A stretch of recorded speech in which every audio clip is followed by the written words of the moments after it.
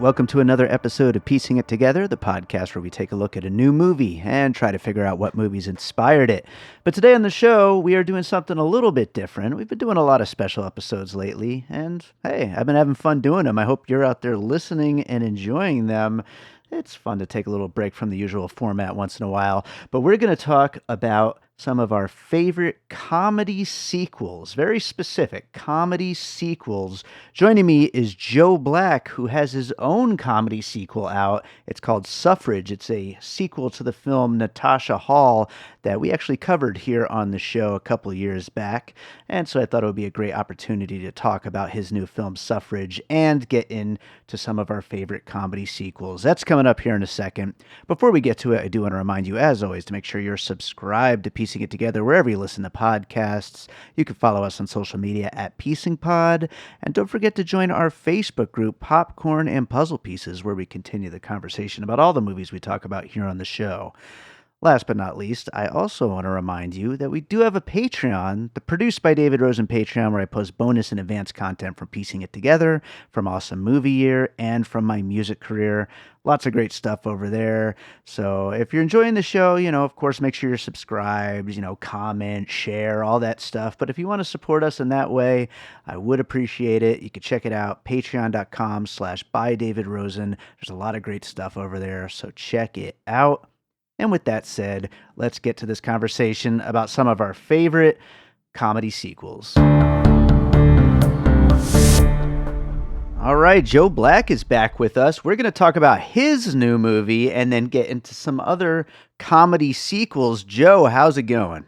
Just getting the deliverables ready for Suffrage for our distributor, while also trying to finish up the script for Natasha Hall 3. Which is going to be called Dumb Lucky. And then I'm nice. done. Yeah, I'm done with the character after that. I'll have said all I wanted to say. At this, so. Yeah, I'm sure it's going to be a wild ride getting into that one. And who knows what we're going to do. Our favorite threequels? I don't know. We'll see what happens when we get to that one. But, I thought this would be a fun way to work Suffrage in to a Piecing It Together episode to kind of pair it with comedy sequels. I've been doing a lot of special episodes lately on various topics, and this is something that's been on my mind for a while. So, this is going to be a fun one. I want to talk a little bit about Suffrage first before we get into all that other stuff. First up, right off the bat, this being a sequel to Natasha Hall, tell us a little bit about where the character of Natasha Hall has been and how she ended up here in this one. Yeah, well, I mean, it'd be nice if I even knew that. The first Natasha Hall, which is available on Tubi and Amazon, everyone. The first Natasha Hall we made during lockdown, and we set it in 1990. And she's this detective character, and I had set out to make that movie like a Beverly Hills Cop, Fletch kind of movie. And sure. When I sat down and clacked at the keys, that's not necessarily what came out. Like the movie was very funny, but it was kind of heavy. It was a very heavy movie. So I knew that for the sequel, I wanted to lean more into the comedic adventure kind of side of it, like a Fletch story or something. Sure. And lean I did. I leaned very hard into it on this one. So it's very tonally different. This one's almost like a cartoon. You remember when they used to make Saturday morning cartoons of like movies that they should not have back in the day for kids. You know what I mean? Like it's like Beetlejuice the cartoon or something. It's one of those basically. It's the kind of a cartoony 60s campy version, and it doesn't quite go in continuity with the first one. Certain elements do, like certain characters and stuff, but this one is set in modern day, for example. And but it's funny. Most people, when they see this one, like they're like, wait, is that set in the 60s? I don't, because again, how cartoonish we made this one. Sure. And that's something I plan to keep up for the next one too. The next one, I leaned really far on the first one into like the heavy side, and then in this one I leaned really far into the ridiculous and fun and goofy side, and so now I want to find like the sweet spot middle, for the third. Sure. Yeah, no, that makes sense. I like that too, because like it's comedy. The rules can be skewed a little bit, and like setting and timeline, like why not play around with that? Because most of all, it's the character. It's you want to see this interesting character involved in a fun story versus like any kind of continuity or anything like that. So Right. Like definitely that Ernest. makes sense. Yes, exactly, like Yeah. Ernest, which Yeah, who yeah, gives a shit? of course. Yeah, like, to what you're saying, like the character, we set the original in 1990 because we wanted to make a parallel to how lockdown was for us in 2020, Yeah. And so the whole idea of the character right out of the gate is that she's supposed to be kind of like malleable in that way, Hmm. like she can be put, so like why not just honor it, and Absolutely, yeah, put absolutely. her in any time we want. For sure. You're And right. Dumb Lucky will part be of set in the 1700s. That's what I'll oh, do. sure, why not? Yeah, let's do it. Uh, part of the making this one sillier and kind of more out there, I think is in the more sprawling city. Lots of different characters. There's a whole lot of different people in this mystery that she's gotten herself involved in. It- Talk a little bit about that and like, trying to expand the world basically. Yeah, yeah. The first one is called Natasha Hall, and it's about Natasha Hall. You know what I mean? Hmm. Like, so it's about her, and that's how we kind of pitched it to people. We were like, it's what if Speed was just about Jack? You know what I mean? Like, so like Sure. that movie was just about Natasha.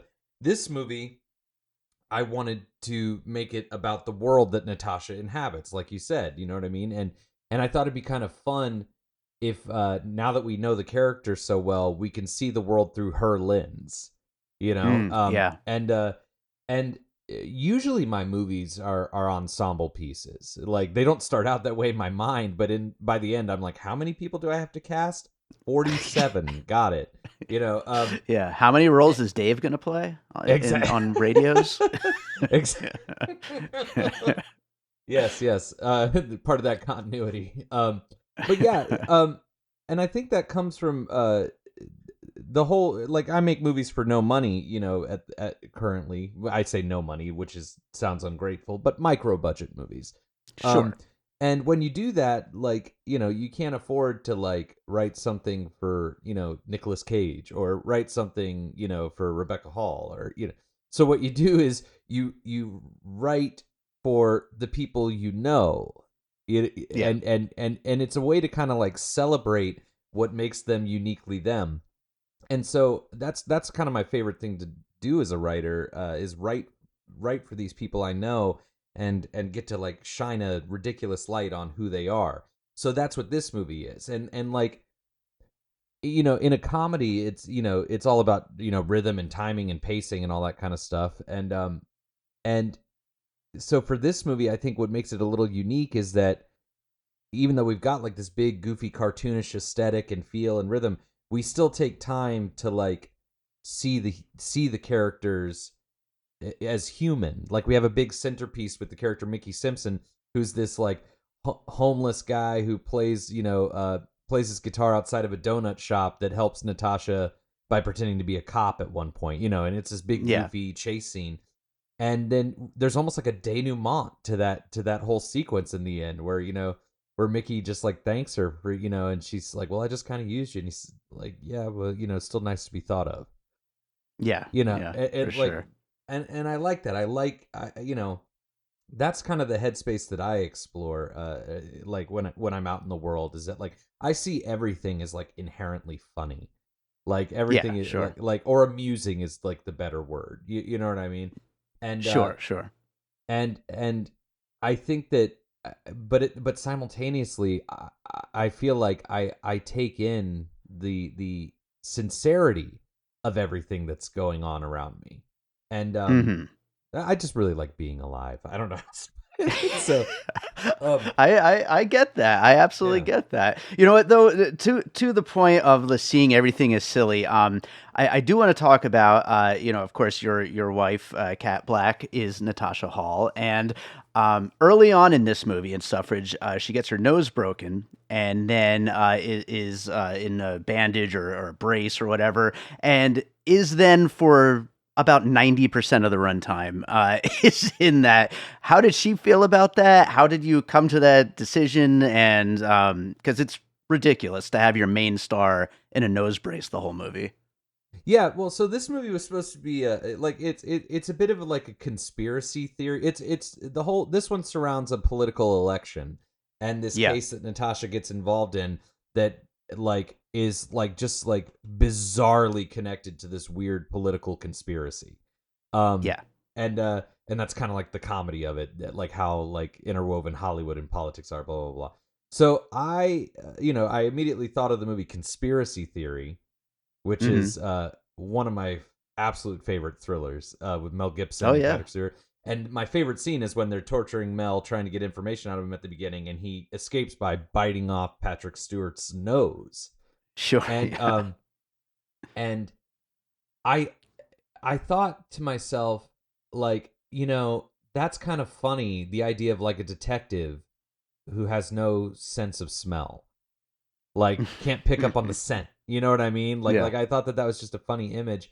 And the first Natasha Hall also, borrows a lot from The Long Goodbye, just like any detective story does made after 1975. They all borrow from The Long Goodbye. So Elliot sure, Gould being the star of that movie, he did another movie with Robert Altman called California Split, where he gets his nose broken in like halfway through that movie, and he's wearing like this nose thing. And I remember yeah, he just looks so cool.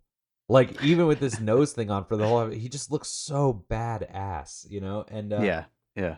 And so it all just kind of blended together beautifully. And like I don't know. I think that I'm gonna kind of miss the nose, the thing in this new one. I'm gonna kind of miss that bandage over her nose and stuff. And Kat that was her sacred prop. Was Yeah. that bandage? She was the only one who could touch it. She was the only one who could make it in the morning. She was looking at pictures every morning to make sure she got the strips exactly right. Yeah. She took that very very seriously. Yeah, absolutely. Yeah, the combination of the politics and like the city at large meeting with the actual like smaller mystery that she's involved in also reminded me of The Nice Guys a little bit. And then you could also talk about Ryan Gosling, cutting up his arm and ending up with the bandage for about half the movie. So you got that too as another example of a character fucking themselves up basically and having to deal with that the whole And we've movie. talked about it, how the Nice Guys, like, I got to, a little bit of a brag here. Shane Black let me read that Hmm. script before it came out, and I thought the script was just like a masterpiece. I thought the script was beyond brilliant. And to what you're saying, I loved the conspiracy theory element to it, and I love the whole scene where the girl explains that like they make the porno because that's what people want, and then they hide the message inside of it. Blah, blah, blah. I was like, yes, yes, yes, Yeah. yes, yes. And then when I saw the movie, the performances and the pacing of it, and the weak limp action, I was just like, oh man. Like You're crazy, Joe well, Black. You're here's crazy. if I hadn't read the script. Like if Yeah, I hadn't yeah. read the script, I might think it was better. But you know that scene at the beginning where the car bursts through the house and the little boy goes down and sees the girl naked there, and she's the same girl who was in his porno that he was looking at. Yeah. And he puts the thing on Yeah. her. On paper, that was like the most incredible opening I'd ever read in my life. Like Mhm. but in the theater when I was watching it, I thought to myself, well, where are his parents? That didn't Mm. wake them up. They wouldn't be looking Mhm. for their son after, and like, and all I could think of was like, you could fix that with one little line of ADR off camera, like, in the big final crane shot, just have them on, Cameron, just fix it a little, just fully realize that vision. Mm. Sorry, I don't mean No. to criticize it because thank you for the comparison. Yeah, Uh, sure.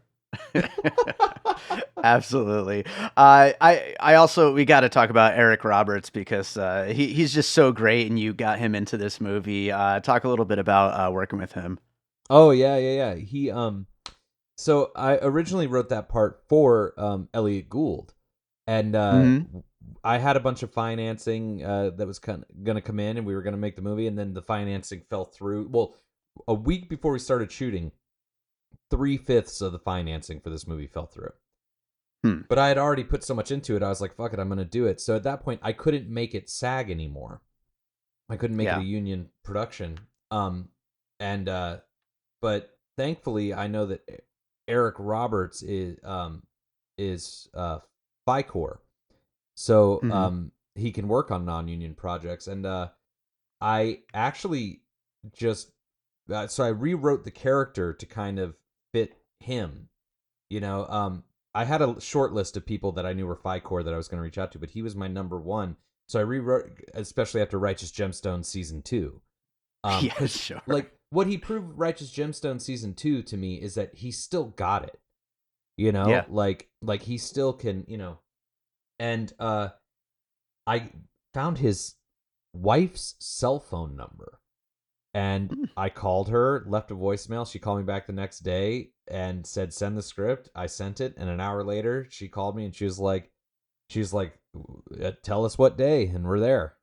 And we filmed that scene at Rocky Morton's house, the guy who directed Super Mario Brothers, with Bob Hoskins. Amazing. We filmed that at his house, and we were getting ready to do an establishing shot of the house that morning, and so I had Rocky park his Aston Martin and his Defender 90 in the driveway so that it looked all, you know, like these beautiful, expensive cars. And we're literally about to roll in the first shot when like Eric Roberts and his wife like pull up in their like Honda or something, like, and park right in front.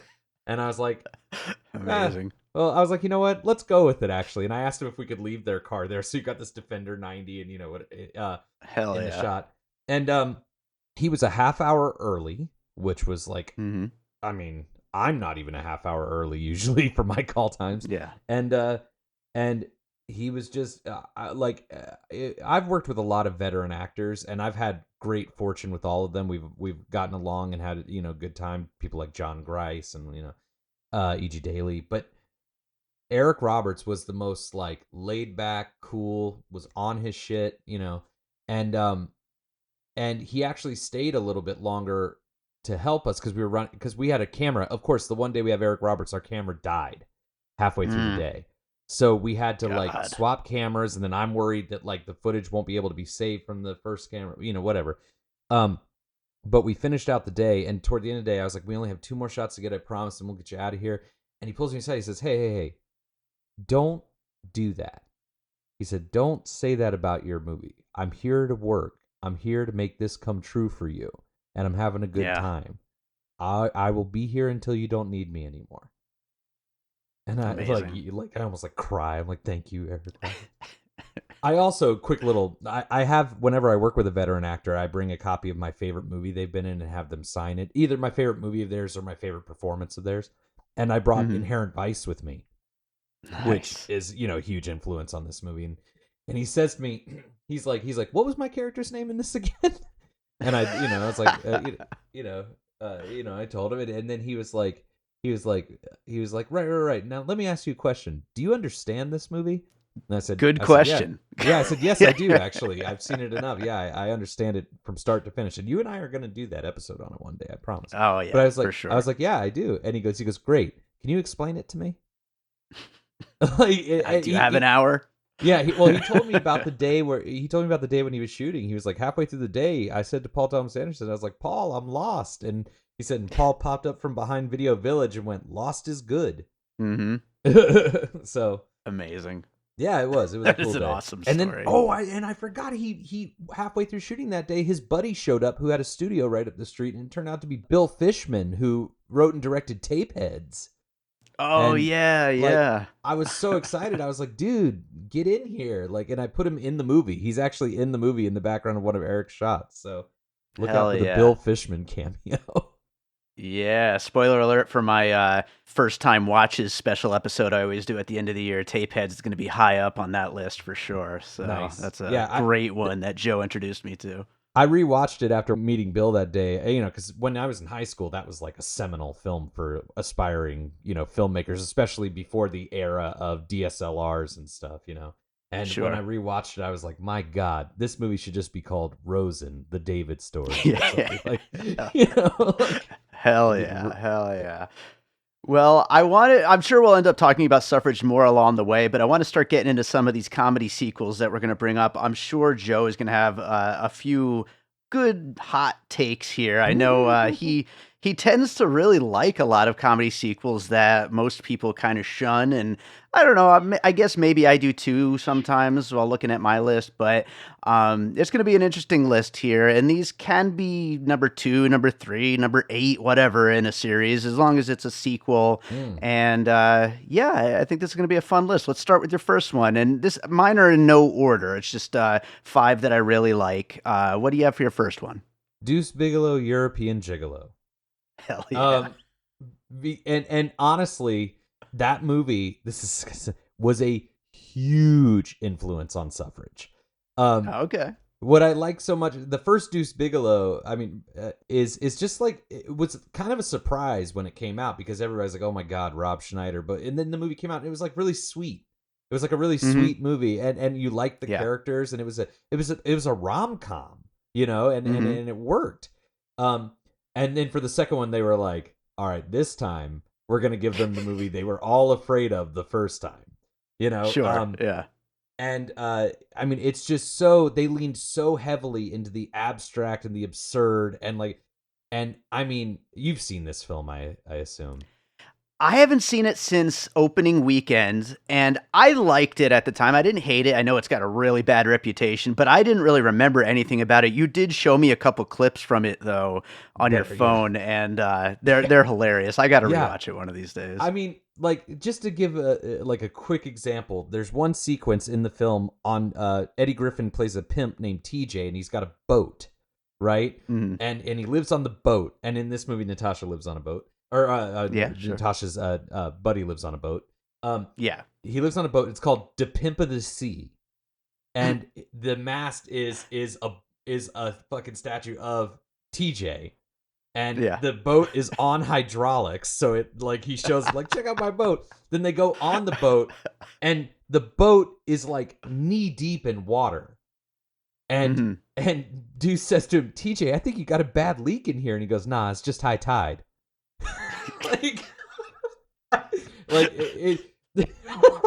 And he also says, oh, and when you take a piss, lift up that toilet seat. This is my home. I don't need any strangers pissing on my toilet seat. And you look over, and the water level is just about an inch above the toilet.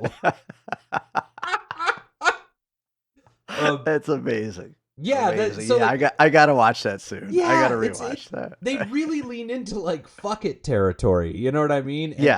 And I remember by the time I saw that on opening night, and that was back when movies were on film, people. So I'm watching Rob Schneider's face in the largest theater at the Cinemark Theater, opening night with 300 other people losing our minds laughing. And then you go out into the real world and everyone's like, that sucked. And I'm like, yeah, okay. Yeah. Like, fine, fuck you. Now that you're in the light, you can pretend. Sure. And I say it as one of those moments where I knew that I picked the right woman to marry when I was coming home one day, and as I was walking up to my apartment, I could hear my wife laughing inside. And I opened the door, and I can hear her in the bedroom. She's watching something, and she's laughing like hysterically. And I'm like, and I say, what in the hell are you watching? And she comes flying around the corner, and she goes, Joe, have you ever heard of a movie called Deuce Bigelow, European Gigolo? Hell yeah. Yeah. That's right. That is the one. I'll go to my first pick, which is The Naked Gun 2.5, The Smell of Fear. I actually watched this first. I hadn't seen the original Naked Gun when I saw this movie, and it just blew my little 11-year-old mind. It was the funniest thing I'd ever seen. I still love it. It's so good. I think I probably like the first one better, but it's almost as good. It's just nonstop hilarious. Leslie Nielsen still in top form. I mean, later in life, some of his, spoofs weren't quite as good as, this particular era, but scene after scene after scene of just hilarious stuff. All the returning cast is hilarious. All the new people are funny. This series is so great, and taken together with the Police Squad, it's all great. And I love 33 and a third as well, but 2.5 though, as far as like post The Naked Gun is, I think, the better one and the one to bring up here. Is that the one with the staircase with the Untouchables spoof? Is that the or is that 3? Actually, no, that is 33 and a third. Okay. Yeah, see, 2 is the black sheep for me. Like, that's so funny. I know the first one pretty well. And wait, is Anna Nicole Smith in the second one or the third one? That's the third one as well. God damn it. Yeah. Let me double check that. Let me double check Yeah, that. let's do our research here. Yeah. No, that's Anna Nicole Smith is the third one. Yep. Yeah, the one Yep. with Pap smear. I remember that. Yeah, that's pretty good. And Fred Yeah, Ward. great series though. So funny. Leslie Nielsen's the best. I like his so later good. spoofs. Like you throw him. I mean, Wrongfully Accused and Spy Hard. That shit's hilarious. Like that's got your Yeah, boy they, too, they Weird Al doing the opening credits. Oh yeah, that's a classic for Yeah. sure. Absolutely. What do you got next? Okay, so yeah, so like you mentioned that like the first one is Naked Gun is still better, and what I wanted to do, because I love so many of these comedy sequels, I tried to like limit this list to only the ones that I think are better than the first one, personally. Sure. Right, like, or that I like more than the first one. So like I would have put like Blues Brothers 2000 on this list, because I think that that's a really underrated, beautiful, lovely, wonderful movie that's a love letter to a fading art form. I think it's a masterpiece, but it's not as good as one. So for my next piece, I'm going to say Ace Ventura, When Nature Calls. Yes. Which, is funny. Like, I didn't realize what a controversial opinion that was. Like, my wife is just like, nope, no, the first one's better. My DP on Natasha Hall, he was like, nope, the first one's better. I'm just like, you guys, I mean, does the first one have Ace using a skunk as a like a weapon after quoting Scarface? Like, no. Like, you know what I mean? Does the first one have Ace Ventura in a fucking mechanical rhino? Like a classic scene. One of the best scenes of any comedy of that era of the 90s. Oh, must have air. And like the slinky going down the steps. Like the first one of the things that I don't like about the first one, and I've warmed up to the first one the last few years or so. Maybe I've just been beaten into submission by my friends and family. But like one of the things I don't like is that I feel like him being out of place, because the first one feels like the real world, and he feels kind of out of place in it, but like not in a funny way to me, not in a Marx Brothers way, just more in like an obnoxious way or something. And it seems like nobody else is having as much fun in the movie as he is. And one of the things I love about the second one is that everybody is in this ridiculous, weird world, but I don't know, and the set pieces in that, like whether he's fighting Tommy Davidson with the spears or Tommy Davidson is so good in this. That's what I was gonna say. We actually I mean, gosh, I hate to say this, but like we actually took two things directly from this movie, from Ace Ventura: When Nature Calls for Suffrage. One is the skunk. But ours is an actual. I actually had we had some Norwegian producers named Pitt and Raymond on the first Natasha Hall, and on this film they actually came from Norway to work on it, and they made this creature. They made this this animatronic skunk. Like he made this. He like bought like a taxidermied skunk, gutted it, made a face out of clay for a new face that looks like insane. He put a remote control car inside of it. And he built like a pulley function to where you could hook a hose up and spray it, So we borrowed that for this movie. And we have a direct line reference too when Natasha discovers a big clue in the middle of the movie. She does that, I had a dog and his name was Bingo. That's right, yeah. Yeah, it's but see, I this is gonna sound like a little like like a disclaimer. I don't know how it might sound like I'm covering my ass, but like I used it in the movie as Natasha referencing Ace Ventura. Yeah. Do you know what I mean? Like I had her do Absolutely. it exactly the same way, because to me, Natasha Hall is a fan of Ace Ventura: When Nature Calls. You know what I mean? Sure. So yeah. But yeah, I think, and Steve Odekirk, we both are disciples. The Kung Pao sequel that we never got should be on this list. Because that. Oh my God, yeah. We're gonna talk wish list later, and I didn't even think of that, but you're so right. That's a sequel I've been waiting for my entire adult life. So wait until I tell you my idea for it, but we'll get into it. You're gonna love my idea for it, I promise. But yeah, he's a genius, and I think that was I can't remember if that was his directorial debut, but even if it wasn't, that's when he like became Steve Odekirk. You know what I mean? Like he actually threw his hat in the ring, and oh man, amazing. Yeah, I love When Nature Calls as well. I'm not sure which I haven't seen them in a long time. I'm not sure which I would say I like better, but they're both great, and great pick. I'm going to go with one I just rewatched recently, and I know we talked about it in private, but Hot Shots Part Deux. Yes. Incredible. Another spoof to follow up Naked Gun, but Charlie Sheen returning. It's a heavy Rambo influence on this one, and very, very, very 90s. Most of the jokes are, focused specifically on very 90s stuff, which would, possibly date it, but it doesn't feel dated at all. When I was watching it, everything was freaking hilarious. Scene after scene, minute after minute, it just never stops from the opening credits straight to the very end. It's just constantly funny. Um, Everybody in this is having so much fun. It's just filled with classic moments, and a movie that I think, like, I don't know, I feel like people forgot about this, and it Absolutely. was so big in the 90s, the Hot Shots movies. I never really loved the first one. I remember when it came out, I thought it was funny, but it wasn't like great. But this one just blew me away at the time, and like I said, still holds up. I recently rated it 5 stars on Letterboxd. I stand by that. Yeah. Oh no, I have the exact same relationship with not only that film but the franchise as you do. Like I really do. Like the first one, and I've seen it since. I'm like, yeah, it's cute, it's fun, it's fine. But the second one is like cinema. You know what I mean? Yes. Like it. So I used to make all of my movies with this guy named Joe O'Neill. Um, we went to film school together, and we made my first like 5 or 6 movies together.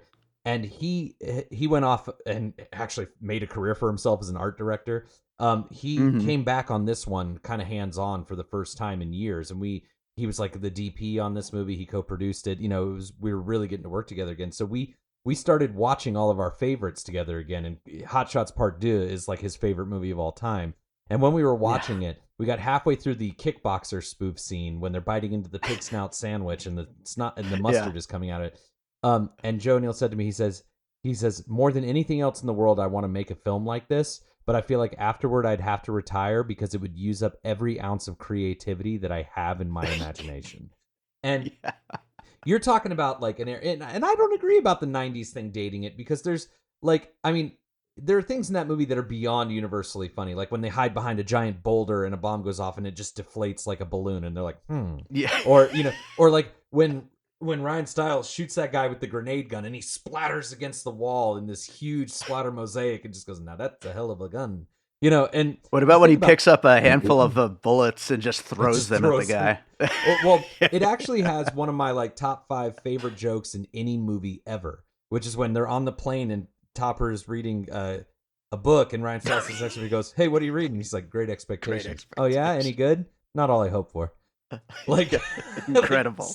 yeah, I Just just amazing. yeah, it really is. And for a while, my production company is named Blue Means Pregnant Films, but we almost changed it. Like 15 years ago, or no, God, I'm old now. Like almost 20 years ago now. We were gonna change it to Give a Dog a Bone, Sir, from that movie. When the kid like, um, and then we also considered changing it to that same actor when they're trying to speak to him over the radio. They're like, the vultures are circling the nests, and he like looks up. And he's like, I see a couple of gulls, but yeah, you're That guy's talking about great. not only one of my favorite comedy sequels, but one of, I think, just one of my favorite films of all time. Hot Shots Part 2. Incredible. Mm-hmm. Amazing stuff. What do you got for your next one? So this one is gonna be like the most controversial as far as like um I'm gonna say Clerks 2, which I Oh, think yeah. I is a figured this better, would come up. I think that's better than Clerks 1, which is saying a lot about Clerks 2. I hope people understand that. Like Hmm. Clerks 1 is an absolute all-time like indie masterpiece. It really is. And to me, Clerks 2 is that person who made Clerks fully realized at like the peak of Mm. his life.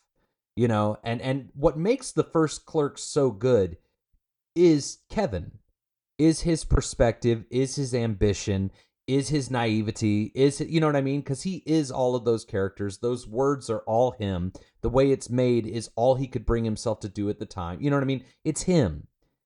And Yeah. then Clerks 2 is that person having achieved everything that they set out to do in life.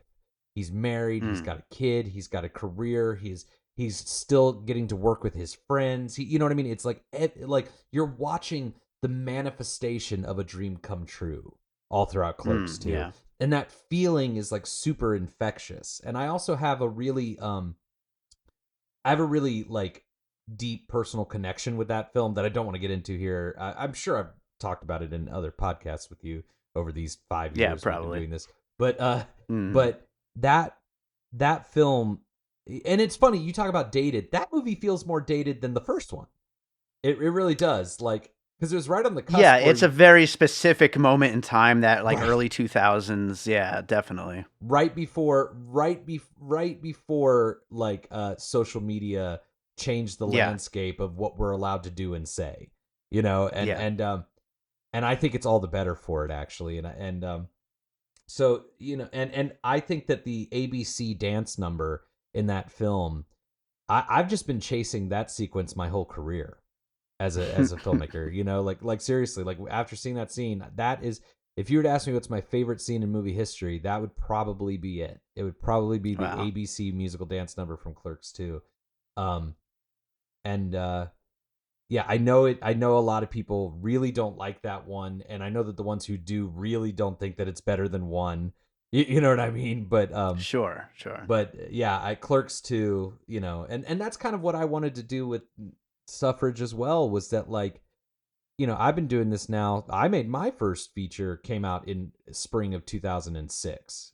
You know, I've been doing this now for 17, almost 18 years, and after, you know, almost 2 decades of doing it, like, here I am, better than I've ever been, and getting to work with people that I've wanted to work with my whole life, while still getting to work with my friends. I flew out friends from Florida to come help out on this one. You know, like, the community that, like, has been built over these 2 decades of making these films, that has been, like, the most rewarding thing. And if I'm at the peak of my career right now with Suffrage, like Kevin Smith was with Clerks 2, sorry, Kevin, like, if this is the peak, what I've learned and how I've grown by being a filmmaker in this community, like that's been worth it alone, you know. And I wish that Kevin had that kind of peace about himself too, but, you know, he doesn't. That's probably because he has more bills to pay than I do.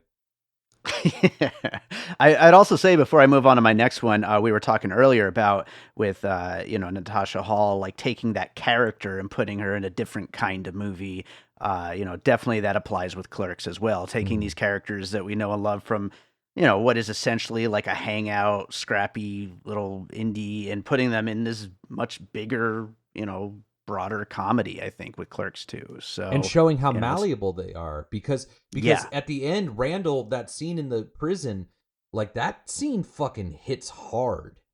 You know what I mean? Like if I had known that you were just gonna bail on my ass a couple decades down the road, I wouldn't have bothered with your ass in the first place. You know what I mean? Like, you know, I love you, please don't leave me. You know, like, that coming out of Randall's mouth, like, and it works.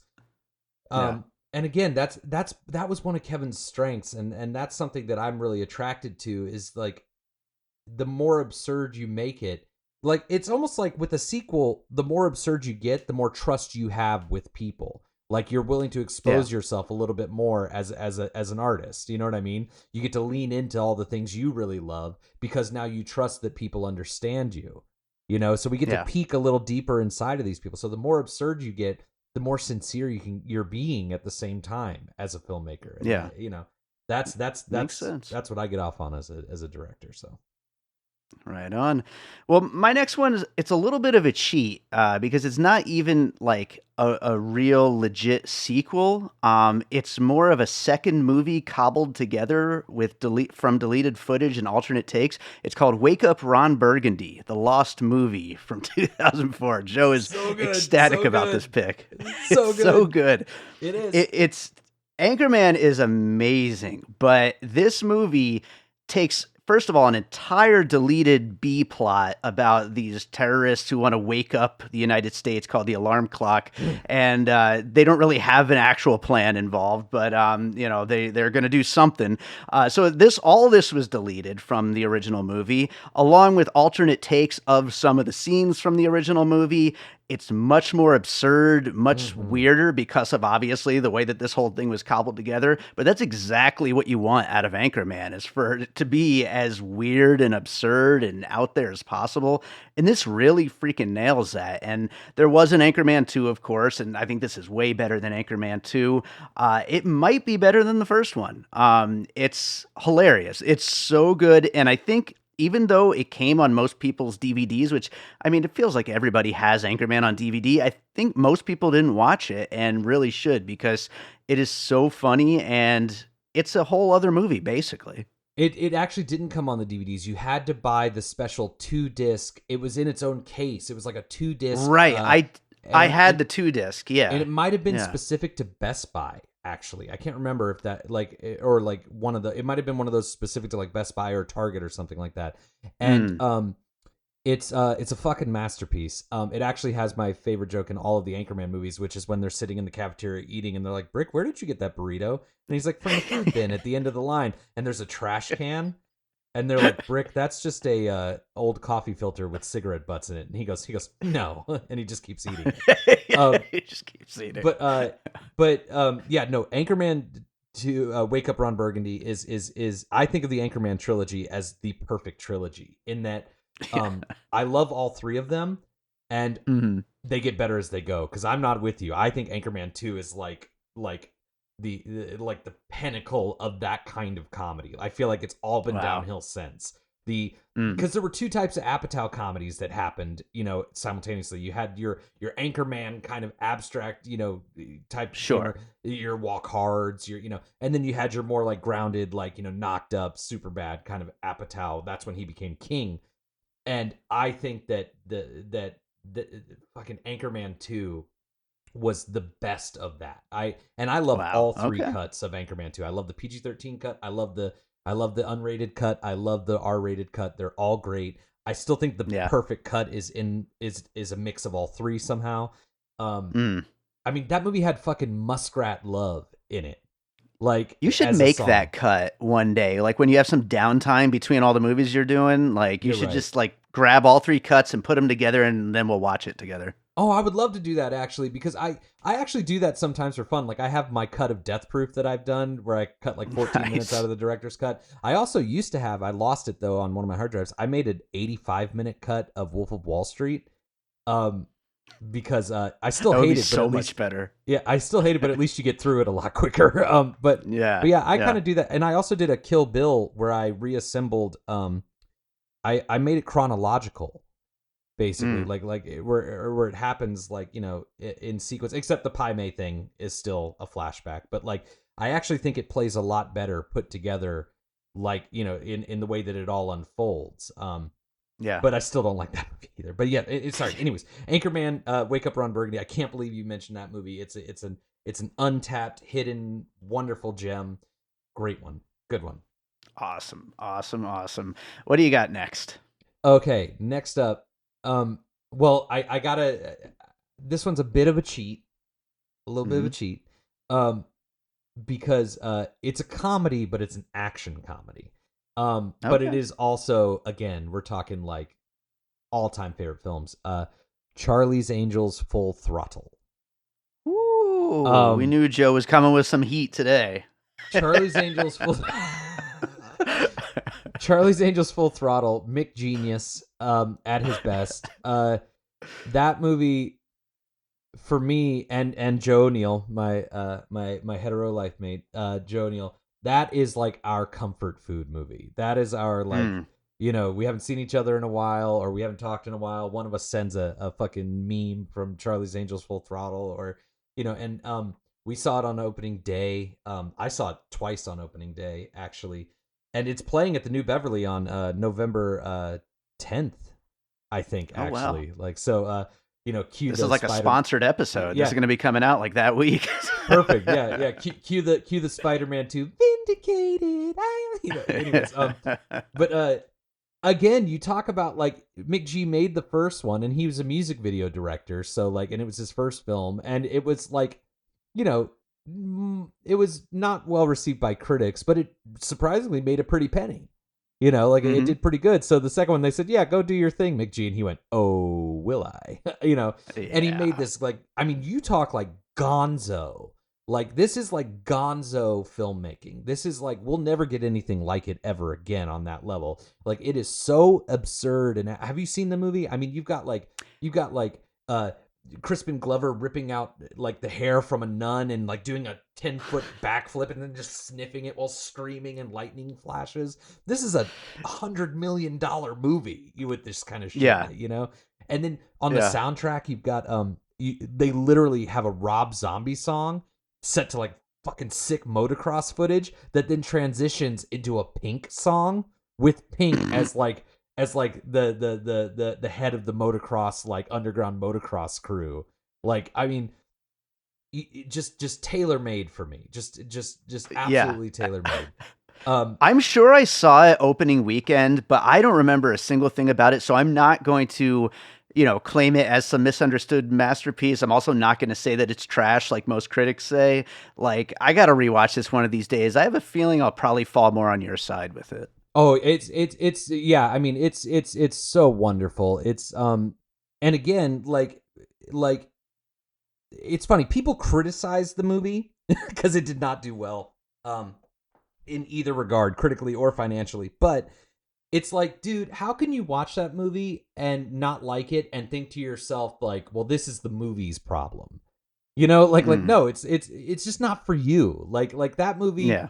that like it's very obviously doing exactly what it wants and having a good time and doing it with skill, you know? Yeah. So like if you're not into it, that's on you and that's okay. Like don't ruin Yeah. our good time. Don't make us feel bad for, Yeah. Yeah. enjoy like the beginning of that movie when the angels are infiltrating this like Mongolian like underground like bar with like tons of like it's so insane and like they like go to defend themselves and they all like do their cool Charlie's Angels poses doing Matrix style flips on chairs and then it just cuts to a close up of Drew Barrymore and she barks and they use a real dog bark instead of her voice like hell yeah. um Sounds amazing. it I is. got to watch it again. I sat next to Amazing. Drew Barrymore during Incredibles 2. Funny enough, Mm. I went to see the Incredibles 2, and we were sitting right next to each other. She brought like her kids or something, and I didn't say a word to her because the floodgates would have to open about Charlie's Angels Full Throttle. But I will say that we both shared the whole movie. We both kept exchanging looks where we were just like, ugh, because the Incredibles 2 was not gonna make it on this list. I tell you what. Yeah, for sure, for sure. Well, to a lot of the same points you were just making there, I'm going Bill and Ted's Bogus Journey for my next pick here. A movie that is a very specific thing that audiences just didn't want out of it. The first one is just absolutely beloved. And this movie wanted to do something completely different. And I feel like we talked about this movie on a Bill and Ted's double feature episode right before the third one came out. But this is a movie that's been reassessed by most people. I feel like most people have come to realize how great it is. It's just a very different tone. It goes for much weirder, much absurd stuff, very comic booky. It's not the first movie. It's just its own thing. And sometimes with a lot of these sequels, they just don't really connect, not because they're bad, but because people wanted more of the first one. And this is a perfect example of that. I feel like it is hilarious. It is so unique. There's nothing really quite like it. It's just so out there. And for that alone, it is worth mentioning as a great comedy sequel. Oh, well, yes, I absolutely agree. And I think one of the reasons why it works so brilliantly is because they didn't just do it because they could, and they didn't just do it to do it. They didn't just make it absurd and wacky or whatever. The first one is such a brilliant masterpiece because, and I've told you this, and I've talked about it on here many times, how I think that's the greatest screenplay maybe ever written. That, Yeah. like, the first one, what makes it timeless, pun intended, and brilliant is that it's about what teenagers don't appreciate. It's about Mm, how teenagers can't see these historical figures as people because we don't talk about these historical figures as like actual kids or human beings. They're these noble historical figures. So kids of this generation and since they couldn't relate to them, so they didn't feel that they right. could ever accomplish anything like that too. And it's not until Bill and Ted meet them and see that Joan of Arc likes Pilates and that Beethoven loves synthesizers, that they see them as people, that their significance and their accomplishments really not only do Bill and Ted understand it after that, but it inspires them. And it inspires them to do their own innovation and world saving through the thing that they love, which is music. You know, I mean, you can't get a better message. And so the second one, what's so great about that second one is that the second one dares to say, all right, well, what are the other things that keep young people from aspiring to their dreams?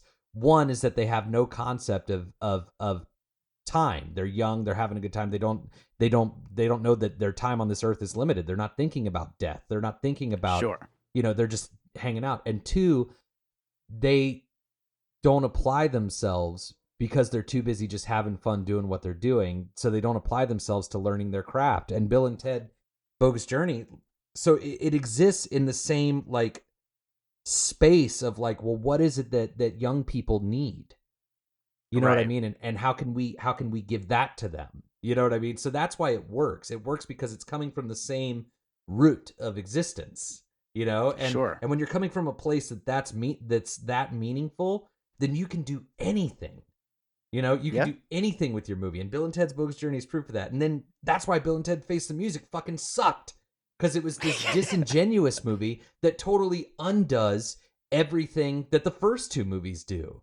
You know what I mean? It completely missed the mark. And that's actually one of my favorite episodes you and I have ever done. I actually listened to that. Yeah, that was a fun ago. one. Dude, man, during lockdown, I really had time to just really stew on that fucking movie.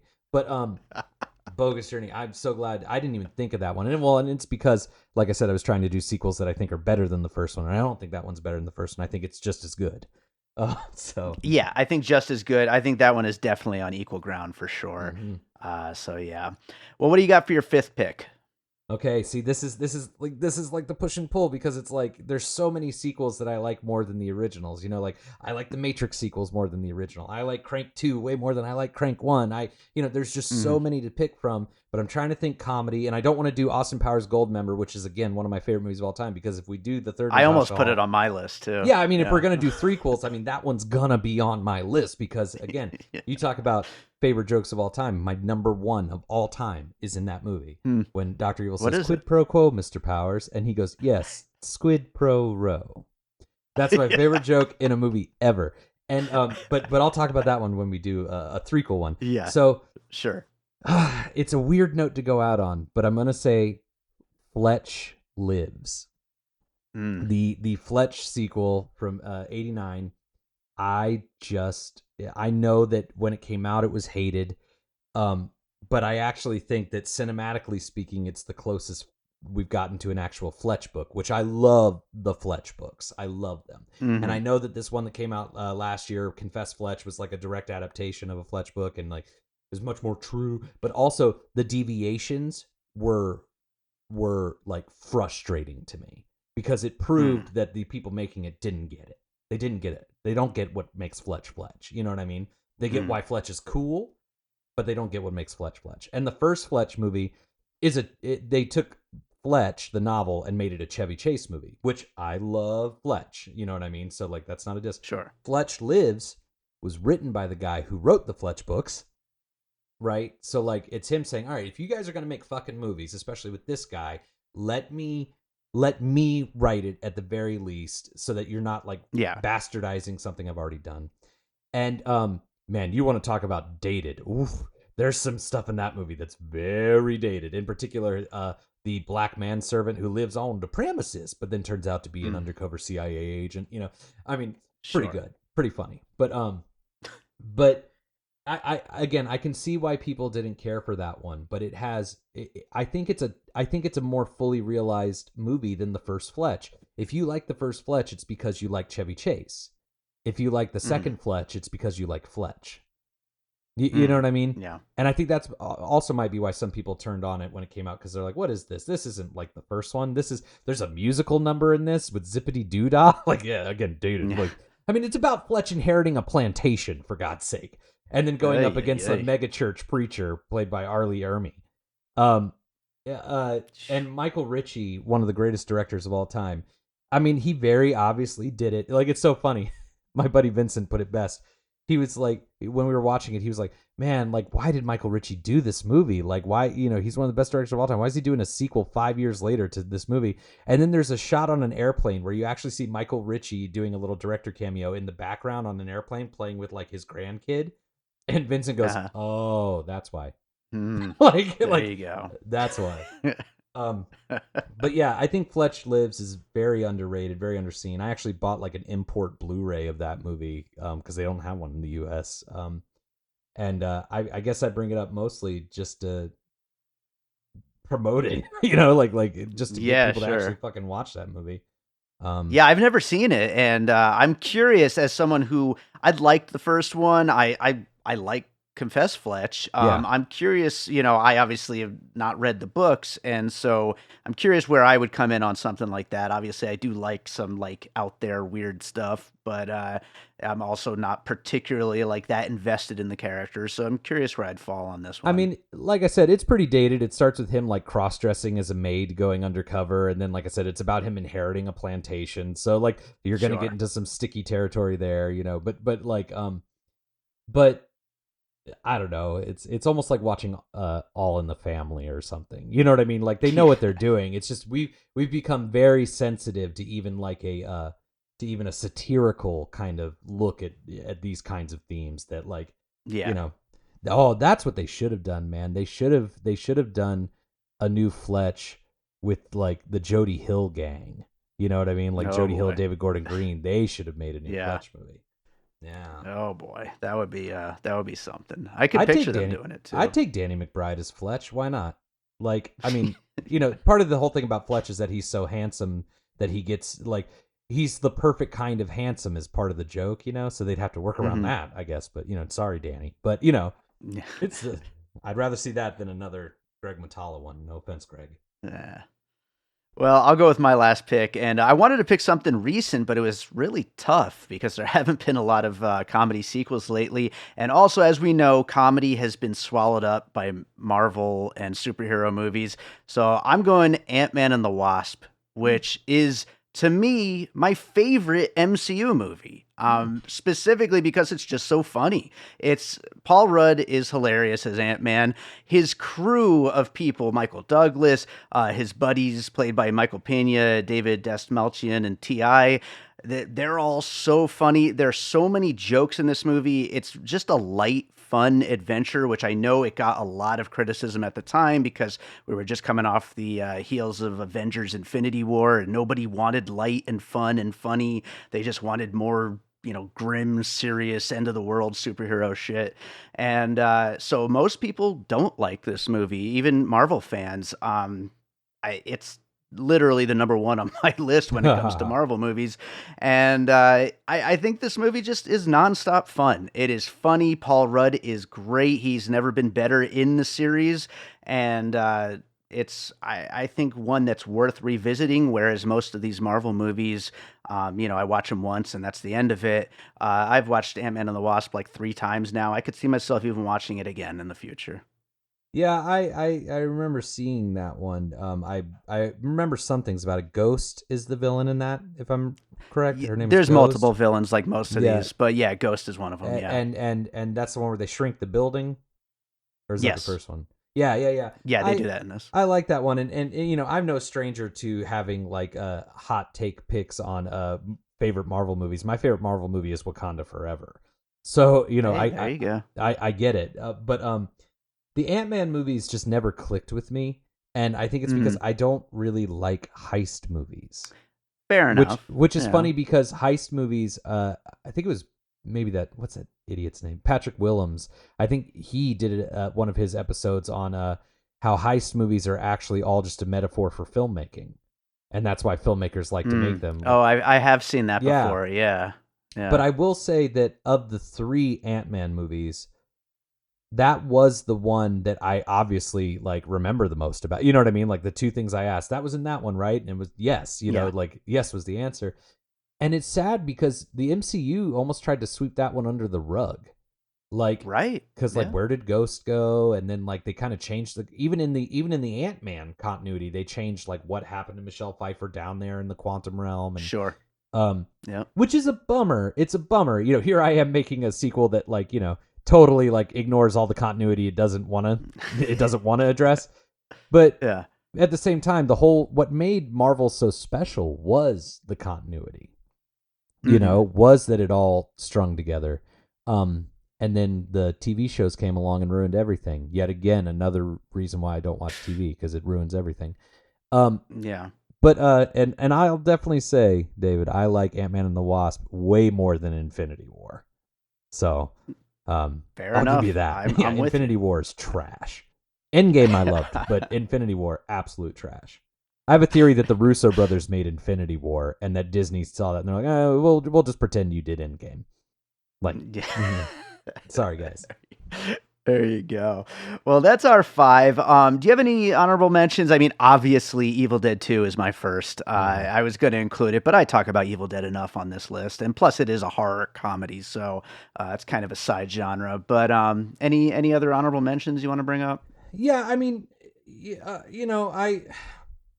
I brought up a couple of them. Like, I think that Blues Brothers 2000 is just like a really unfairly maligned movie. All of the things that people criticize it for, I say, yeah, that's the point. And the reason the movie exists is because of cynicism, like what you're projecting toward this movie. That, the whole thing is a love letter to what we have lost and a reminder to, it's almost like Coco. Like, it's like that movie Coco, the Disney Pixar movie, where it's about, yes, we've lost all of these things and we'll never be able to regain them. So what we have to do is we have to inspire the next generation to remember them and to carry that legacy on and to not lose sight of what made those artists and even the first Blues so wonderful and important. Like, don't lose sight of that. Yeah. So I think that that's an absolutely wonderful sequel. And again, like, I'll save Austin Powers Goldmember for another episode. Not an Army of Darkness. Sure. I like way more than Evil Dead 2. So that's, getting Put them the both audience on the list. Yeah, exactly. But yeah, I mean, and the Matrix sequels are, and Crank 2, High Voltage, again. The Matrix not really comedy, but Crank could fit in. Oh, I guess you're right. Yeah, we're talking about comedies, but yeah, superior sequels. I actually have a Letterboxd list that is superior sequels. So nice. Yeah, if you guys want to check that out, I will link to that in the show notes for sure. Yeah, it's cool. I want to wrap this up with just a quick little wish list of any other comedy sequels that haven't been made that we wish would get made. You mentioned Kung Pao earlier. You said you have a theory for this one. So there's a kung fu movie called The Crippled Masters. Have you heard of this movie?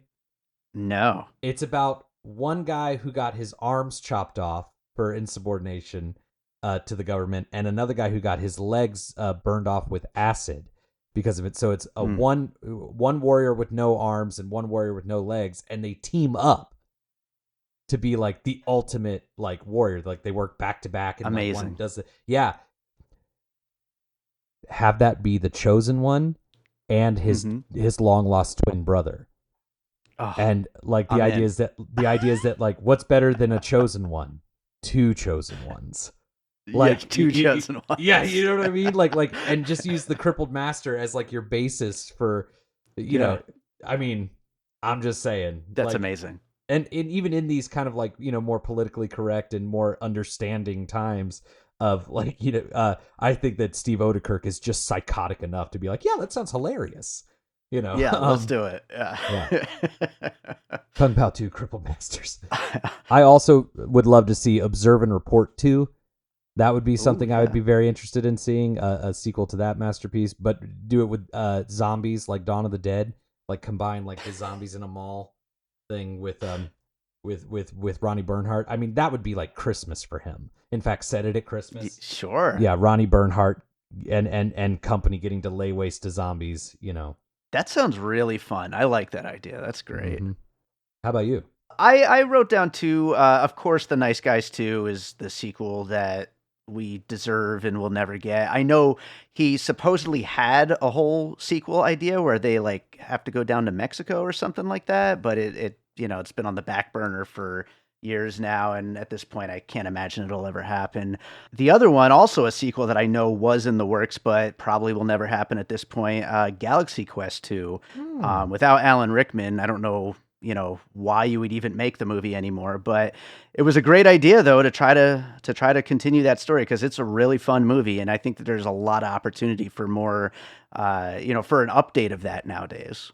Yeah, especially given like the new landscape of Trek, and not only Trek, but like Lego sequels and like Sure.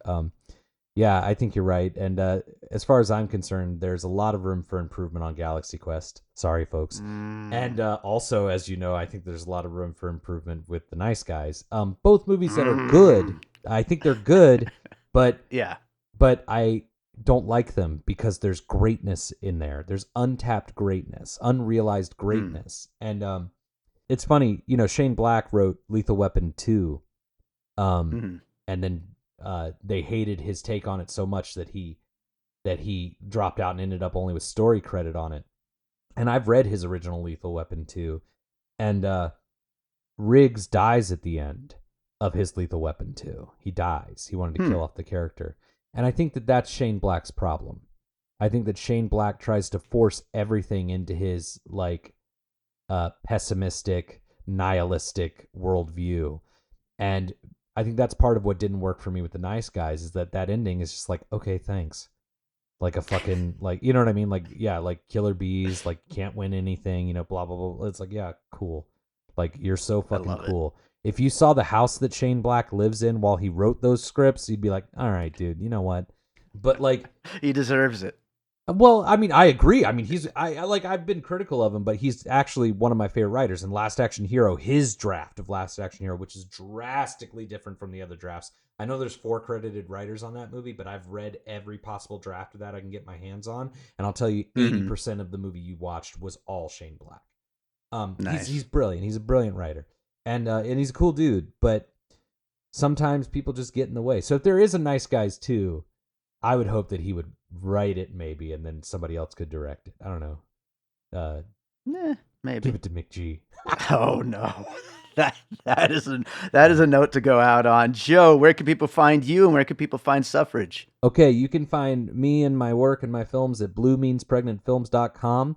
And you can find our first film, Natasha Hall, on Tubi, Amazon, Google Play, YouTube, all that good stuff. Please, I'm in the business now of like, leave us a rating. It really helps with the algorithm. Blah, blah, blah, And Suffrage should be available sometime in like mid-December on all of those platforms as well. I did want to give another quick shout out to who we didn't mention, who worked on Suffrage, other than Eric Roberts and my wife. And I wanted to shout out to Daniel Roebuck of like The Fugitive and like Rob Zombie movie fame and stuff. He's an actor who's been working for 30 years. Everybody has seen him. You see that face and you're like, oh, that guy.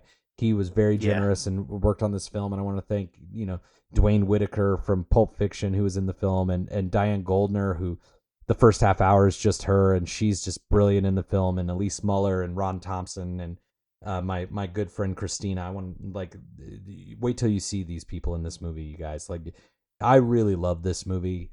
I've made 15 films, and this is in the top 2 at the very least. And I think that's because this one is the closest to me that I've ever gotten to putting to putting it up on the screen. Like, this is the closest to how I see the world and how things make sense to me. For better or worse, you know what I mean? Yeah. But it was really nice to see that manifest in a way that was satisfying for me, and also, it's been landing pretty well. We actually just won the audience award at the Treasure Coast Film Festival last week. That's right. Yeah. That's awesome. We weren't nominated for any actual awards, but the audience spoke. And in my acceptance speech, I equated us to Michael Bay and Adam Sandler, who also only win audience awards, and so I feel like I'm in good company at this point. There you go. Well, Joe, thank you so much for being here, and we'll get you back again soon for one of these end of the year movies. We got to get you back on.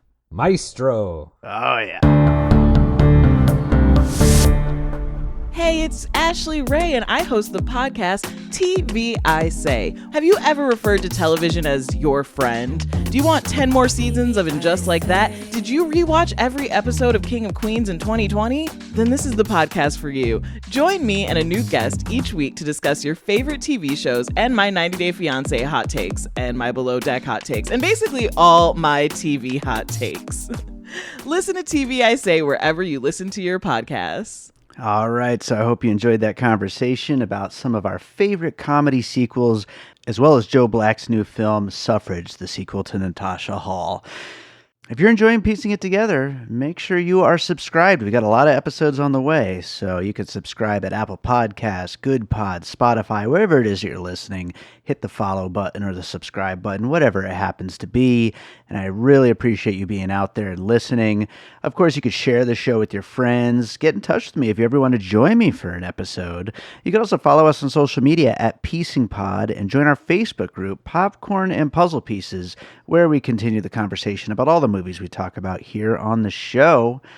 I told you about the Patreon at the top, so I'm not going to go into that again, but it is the Produced by David Rosen Patreon. You can check that out. I'm going to close this out with a piece of music like I always do. And speaking of comedy movies, I am going to go with a track that I made for a comedy movie called Last Day of School. This is from some local filmmakers here in Las Vegas, the Hall brothers. They've been doing all kinds of crazy comedies and horror movies, and their most recent one, actually, I think the Kickstarter just started, Bikers versus Werewolves, or Werewolves versus Bikers, something like that. Go check that out. But this was one of their first projects, and it's like a throwback rock punk kind of comedy song. So I hope you enjoy it. It's called Last Day of School. We'll be back with more Piecing It Together real soon.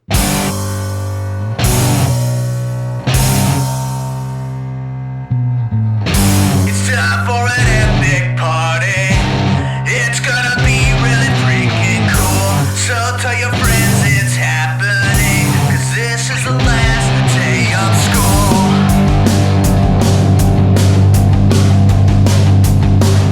The day is done, the bell has rung. We're gonna burn our books and have some fun, 'cause it's the last day of school.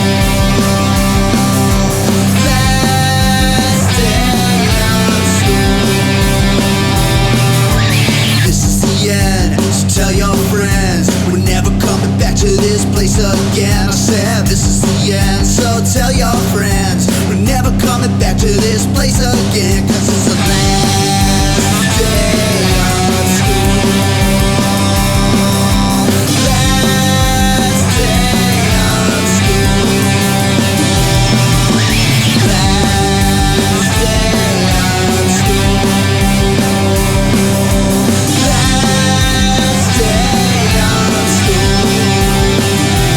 Last day of school.